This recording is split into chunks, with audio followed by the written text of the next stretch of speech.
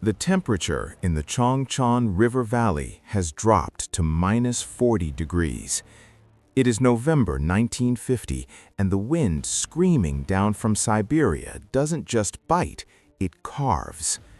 In a shallow trench, a young man named Mehmet, who just 3 months ago was grazing sheep under the warm sun of Erzincan, is trying to pull the bolt of his M1 Garand, but his skin sticks to the frozen metal.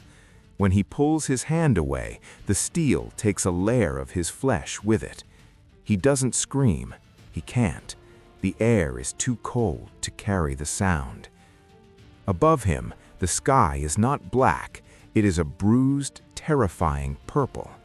And then, the silence of the frozen wasteland is shattered, not by artillery, but by thousands of brass bugles and the rhythmic, terrifying beat of drums. Out of the white fog of the north, a wave of human shadows begins to move, thousands of them. The Chinese People's Volunteer Army has arrived. Mehmet and 5,000 other Turkish soldiers are standing in the way of a collapse that would end the Cold War before it truly began. They are 5,000 miles from home, fighting for a country they cannot find on a map, to pay a blood price for a seat at a table called NATO. Imagine standing in that trench. You are the shield for a retreating American army that has lost its way. You are told to hold the line until the last man. Would you stay, or would you realize that you are just a pawn in a game played by giants in Washington and Moscow? To understand why Mehmet was freezing in Korea, we have to look at a map of the world in 1945. The smoke from World War II had barely cleared, but a new invisible fire was starting to burn. Turkey had remained neutral for most of the war, a delicate balancing act that left it exhausted and alone. And Joseph Stalin saw an opportunity. Stalin didn't just want influence, he wanted the soil. He demanded the Turkish provinces of Kars and Ardahan. He demanded a Soviet military base on the Turkish Straits, the Dardanelles and the Bosphorus. He wanted to turn the Mediterranean into a Soviet lake. Turkey was a fortress with crumbling walls, staring down the barrel of a Red Army that had just crushed the Third Reich. The Truman Doctrine was the American answer, money and weapons, but for the Turkish government, it wasn't enough. They wanted a guarantee. They wanted Article 5. They wanted to be part of the Atlantic Alliance. But the Western powers, Britain, France, even the US, were hesitant. They looked at Turkey and saw a Middle Eastern burden, not a European partner. They saw a Muslim nation that didn't fit the cultural mold of the New West. Turkey needed a way to prove that its blood was just as valuable as British or French blood. Then, in June 1950, the North Korean tanks crossed the 38th parallel. The UN called for help. While other nations sent medical supplies or small contingents, Turkey did something that shocked the world. They offered a full combat brigade, 5,000 men. It was the admission fee to the West. But as the ships left the port of Iskenderun, a terrifying question lingered. How many of these 5,000 would have to die to buy Turkey's safety from Stalin? The voyage from the Mediterranean to the Pacific was 21 days of sensory overload and growing dread. Imagine the scent of the U.S. Army transport ship, a thick, nauseating mix of diesel fumes, industrial floor wax, and the salty spray of the Indian Ocean. Below deck, the air was stagnant, heavy with the smell of 5,000 men packed into iron bunks. The soldiers spent their days cleaning their rifles, the rhythmic smick-snick of the metal parts, the only music in the vast emptiness of the sea. As they crossed the equator, the heat became a physical weight. The Turkish soldiers, many of whom had never seen an ocean, watched the flying fish jump in the ship's wake. They ate American rations, canned meats and crackers that tasted like cardboard compared to the olives, cheese, and fresh bread of their villages. At night, the Pacific was a mirror of ink. They would sit on the deck, smoking first cigarettes, the glowing tips the only light for miles. They sang folk songs about mothers waiting by the door and mountains that never change. They didn't know that the mountains they were heading toward were made of ice and death. When the ship finally pulled into the port of Busan, the smell changed. It wasn't the sea anymore. It was the smell of ash. Korea was a land that had been burnt to the ground and then frozen over. The Turkish Brigade stepped off the ships in their wool coats, their eyes wide as they saw the columns of wounded American soldiers heading the other way. The Americans looked at the terrible Turks of legend with a mix of curiosity and pity. They didn't know that these men were about to save their lives. By November 1950, General MacArthur thought the war was over. Home by Christmas, he promised. The UN forces were racing toward the Yalu River, the border with China. But the silence of the North was a trap. Mao Zedong had moved 300,000 soldiers across the border under the cover of night. They moved like ghosts, without vehicles, carrying their own rice and ammunition. The U.S. 8th Army was overextended, stretched thin along the frozen mountain passes. When the Chinese hit, they didn't just attack, they evaporated the Allied lines. The Americans began to retreat, a chaotic, bloody withdrawal that would become the longest in U.S. military history. But someone had to stay behind. Someone had to hold the gate at Kunu-ri to prevent the entire 8th Army from being encircled and destroyed. The order was given to the Turkish Brigade: hold the road at all costs. Kunu-ri was not a battle, it was a massacre in slow motion. The topography of North Korea is a labyrinth of jagged ridges and narrow winding valleys. The Turkish soldiers dug into the frozen earth, but the ground was as hard as granite. They couldn't use shovels, they had to use explosives just to make a foxhole. Imagine the night of November 28th. The sun has set, and the cold is so intense that the oil in the machine guns begins to thicken into a sludge. You are sitting in a hole, wrapped in a blanket that is stiff with ice. And then the sound starts. From the hills all around you comes the high-pitched, discordant blare of Chinese bugles. It is a psychological weapon designed to shatter the nerves. Then come the whistles, thousands of them. Suddenly, the snow itself seems to rise up. The Chinese soldiers, wearing white padded uniforms, emerge from the fog. They don't use much artillery. They use grenades and submachine guns at point-blank range. The Turkish line is hit by a wave of humanity. The Americans on the Turks' flank had already pulled back, leaving the brigade's side completely exposed.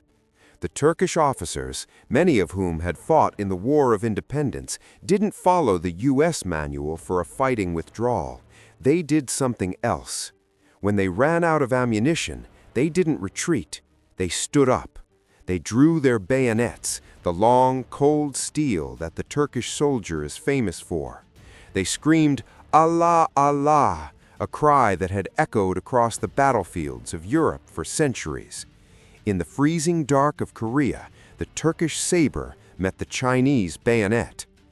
You can hear the sound, the wet thud of steel meeting winter coats, the screams of men in 10 different languages, and the constant rhythmic pop-pop of the mortars.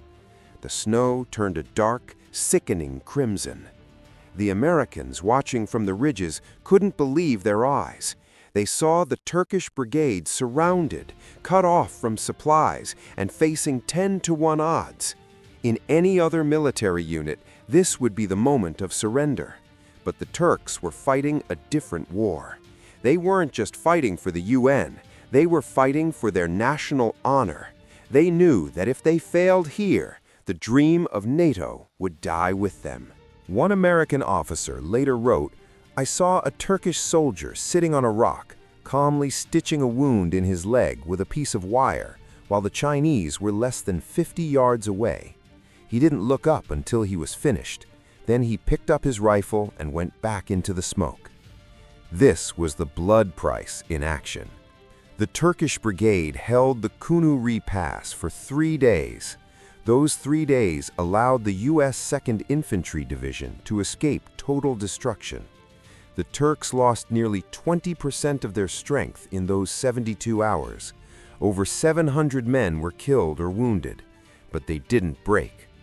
The news hit Washington like a lightning bolt. The terrible Turks were no longer a Middle Eastern burden. They were the most aggressive, resilient infantry in the world. The Pentagon began to realize that Turkey wasn't just a strategic map location. It was a reservoir of the toughest soldiers on the planet. But while the world cheered the Turkish bravery, back in the villages of Anatolia, the cost was being felt. The telegrams were arriving in places where people didn't know where Korea was. Mothers were receiving the news that their sons had died in a place called Vegas or Old Baldy, names given to the hills by American mappers. Why did we send them there? Was the question whispered in the tea houses. The government's answer was always the same: to ensure our children never have to fight the Soviets alone. Not everyone died on the battlefield. Many were captured, and here is where the story of the Turkish Brigade becomes truly unique.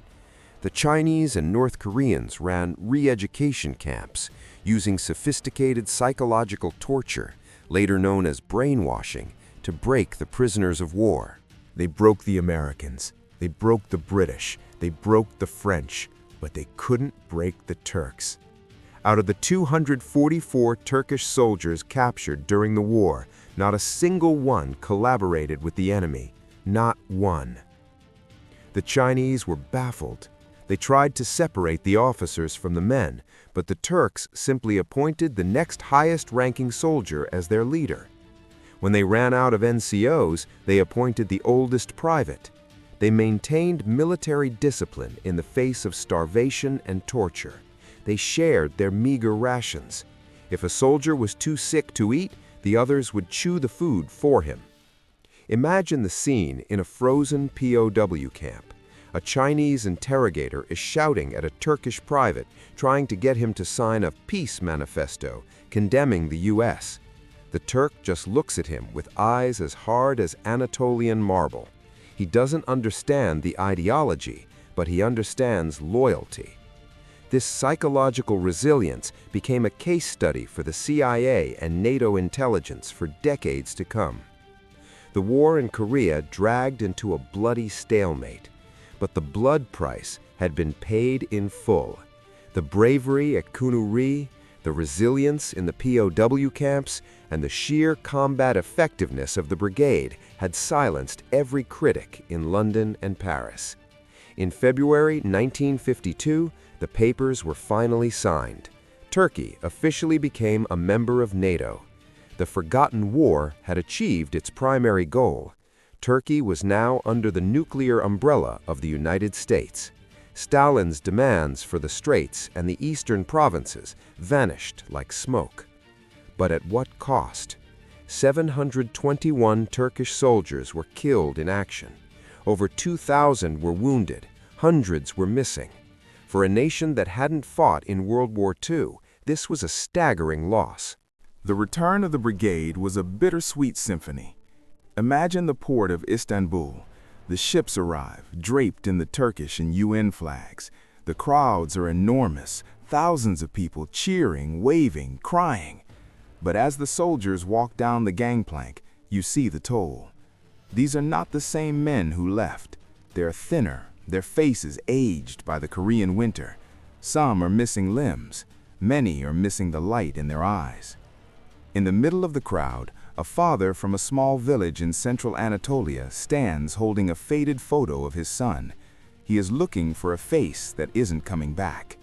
The smell of the sea, the roar of the crowd, the brass band playing the national anthem, it all feels hollow to him. He is told his son is a hero of NATO. He is told his son saved the world from communism.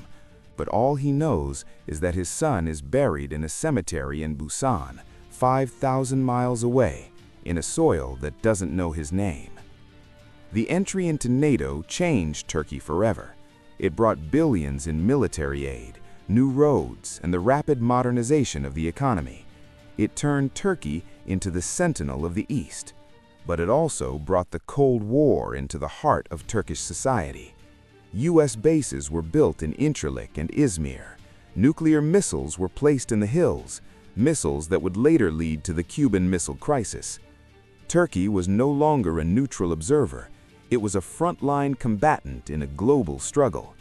The blood price of Korea had bought security, but it had also sold a piece of Turkish sovereignty. The alliance with America became the defining feature of Turkish politics for the next 70 years, a relationship born in the frozen mud of Kunu-ri. The Korean War ended with an armistice, not a victory. Today, North and South Korea are still technically at war, and the Turkish Brigade's contribution is one of the most respected chapters in South Korean history. Even today, South Korean children are taught about the blood brothers from Turkey who stood their ground when everyone else ran. But in the West, and even in parts of Turkey, the war is forgotten. It is overshadowed by World War II and Vietnam. Yet without Kunu-ri, the 8th Army might have been destroyed. Without the Turkish Brigade, the history of NATO would have been very different. If you visit the UN Memorial Cemetery in Busan today, it is a place of profound, heavy silence. The grass is perfectly green, a sharp contrast to the gray ash of 1950. The Turkish section is marked by rows of white headstones, each one carrying a crescent and star. The wind blowing off the Korea Strait sounds like a whisper. If you close your eyes, you can almost hear the faint, ghostly sound of a Turkish bugle calling out across the mountains. You can smell the incense left by Korean visitors who still come to say thank you. We must ask ourselves, was it worth it? Turkey gained the protection of the West. It escaped the Soviet shadow. It modernized, but it paid for it with the lives of young men who had no stake in the 38th parallel.